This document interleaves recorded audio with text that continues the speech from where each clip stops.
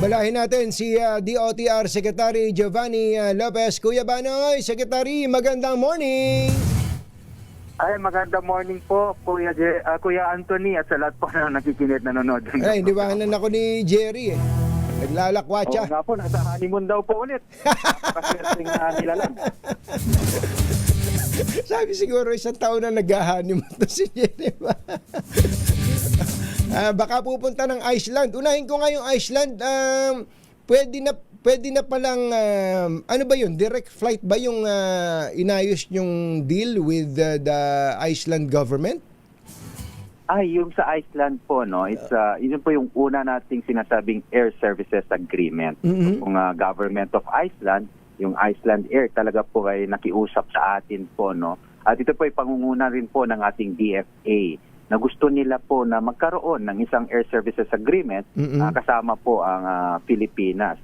Kasi ngayon po kasi ang Iceland, no, meron silang flight papunta sa Turkey at saka Emirates, may code sharing po sila. Pero wala pa po talaga silang air services agreement papuntang Pilipinas, kaya po hindi rin po sila maaaring pumunta dito sa ating bansa. Kaya po yun po yung purpose kung bakit meron tayong air services agreement, para sa ganon, yung mga gustong bumisita sa Iceland, sa mga Pilipino po, maaari na po nating gamitin yung ating mga sinasabing ka-code share po nila, yung Turkish Airlines or Emirates, mas mapapabilis na rin po yung paglipad sa Iceland. And ganoon rin po yung Icelandic citizen kung gusto nila pumunta rin po sa atin sa Pilipinas. Gaano kalayo ho ba yan? Gaano kalayo ho ba yan?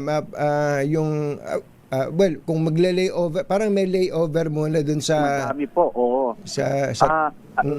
Yung sa Iceland po kasi wala pa silang direct flight sa atin. Kasi po, yung kanilang fleet, yung kanilang eroplano, hindi po kakayanin talaga yung long haul na to. Yung sa experience po namin, no, nagkaroon po kami ng 3 layover. Tatlo? Umabot kami ng halos 24 hours din po. Grabe. Biyahe. Kasama yung layover po, no? Opo. Pero kapag yan ay may kahit isang layover lang, sabihin natin Turkish Airlines, ang biyahe po from the Philippines all the way to Iceland po, 18 hours po. 18 hours. Marami ho bang Pilipino sa Iceland? Madami po. At kami po ay nagulat din po talaga sa populasyon po ng Iceland na pang-apat po ang numero ng Pilipino na pinakamarami po. Siyempre, yung sinasabi nating tubong Iceland, tapos may number 2 and number 3. I think they're foreigners also. Tapos pang-apat po tayo. Opo, madami po yung Pilipino. Ang populasyon po ng Iceland is more or less mga 340,000 lang po. No? Maliit lang po yung populasyon tapos, nila. Tapos, pang-apat pa tayo sa pinakamarami. Opo, the Filipino community comprises at least 0.1%. Mga 3,400 to 4,000 po ang Pilipino doon. At yun po yung nakalagay na po na pang-apat na pinakamarami na mga na citizen po ng Iceland. Nakaikot ba kayo dyan? Maganda ba talaga yung maraming ba yelo dyan? Madami ho at masarap po yung ice candy sa ice water nila. Hindi po masyadong nakaikot po. Trabaho po. 2 days po yung air talks po namin. Opo. Okay. Secretary, kaya po ako napatawag. Actually, pasensya na kayo. Medyo, sabi nga nila, parochial itong concern na ito. Mula po nung ako'y estudyante pa, 1990s, normal naman na may umaakyat sa mga bus. No? May mag-aakyat sa bus. It's either yung mga humingi ng tulong, kami po ay mga manggagawa ng ganito, nagwewelga po kami, humingi po kami ng tulong, ganito. Yung isa. Tapos pangalawa, yung nagpipreach. Okay, ngayon, nagva-viral po itong nagpipreach sa bus carousel, tapos nagpipreach sa MRT, tapos ngayon, may balita na kineri po sa mga news website na sa Korea, meron pong 2 pastor na sinintensyahan dahil nag-preach sa aeroplano, sa aeroplano mismo. Nagtumayo doon. Ngayon, ang tanong po namin, bawal ba yun?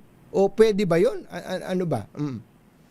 Tama po. Pagdating po sa aeroplano po natin, may specific law po, no?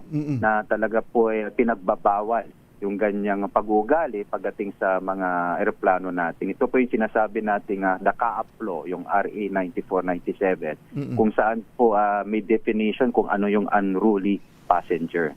Ito po ay nakasaad sa definition ng unruly passenger ay someone whose behavior po yung pag-uugali ay disruptive, threatening, at non-compliant yung pag-uugali. Na maaari pong i-kompromiso yung safety, security, or good order of a flight. Yun po yung basically definition. Napakalawak na definition po. At may karampatang parusa po to.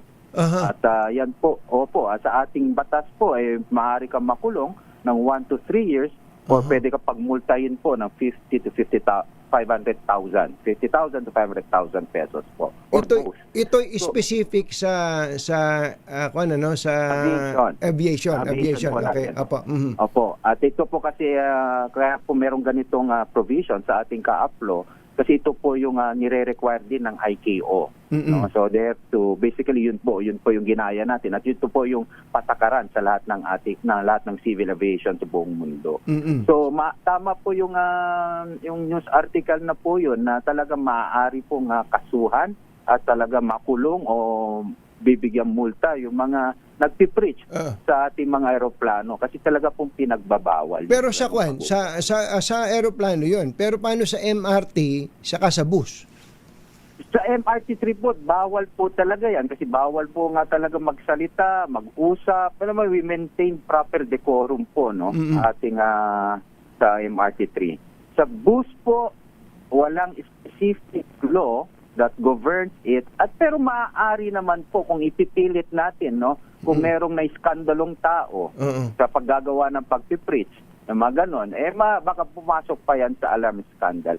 Ang sinasabi lang natin dito, Kuya Tunying, sa amin po, talaga we admire naman yung zealousness ng mga taong may pananampalataya, pero hindi po naaangkop yung mga pampublikong sasakyan. Kung saan po kayo dapat mangaral ng inyong pananampalataya. Hindi po yung tamang lugar. And we have to be sensitive also sa mga sitwasyon ng mga ibang pasahero. Yung concern nila, So talaga ngayon po, nagutos na rin tayo sa MRT3, sa ating mga relays, pati sa mga LTFRB, na talaga po na papalahanan yung mga pasahero natin, pati yung mga bus operators, pati po yung ating mga airlines, pati sa CAAP natin na talagang masusing information campaign. Napawal po yan. May tamang lugar kung saan tayo dapat mangaral patungkol sa pananampalataya. So hindi ito naglalayong hadlangan ang karapatan sa pag-practice ng relihiyon ng sino man?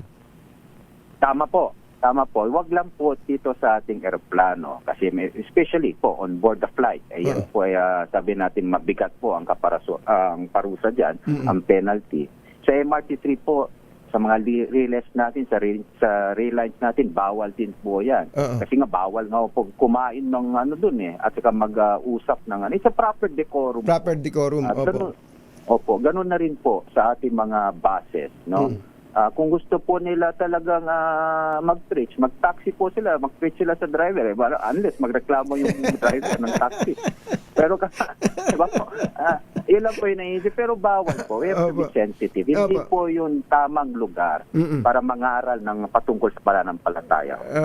Naku, thank you sa clarification, Secretary. Malaking bagay po yan. Pero wag naman sanang maging mitya pa ng away. Kasi tama kayo. Pag kami nagpipreach, at halimbawa, medyo sensitive yung kanyang pinipreach tapos may na-offend dun sa loob ng bus o MRT kaya, basag ulo pa yon. Tama po. So, hopefully po yung mga ating mga... Ito nga, Kuya Tunying, nung nabalitaan ko yan, na may nagpapastor daw. Ang alam niyo po, ang una kong ginawa, tinawagan ko si Yusek Pastor, akala ko siya po yun. Hindi ako nag-break. Buti na lang po. Kasi nabalitaan ko lang din po yan, pinarating sa akin. So, in the next few days po, hopefully po hanggang ngayong araw, mapagbigay rin naman kami ng, it's more of an information campaign. Information campaign. Okay. At least, stern warning at para magbigay babala na rin po sa ating mga kababayan. Yes, sir. Kuya Banoy, Secretary Giovanni Lopez, sir, maraming salamat. Magandang umaga po.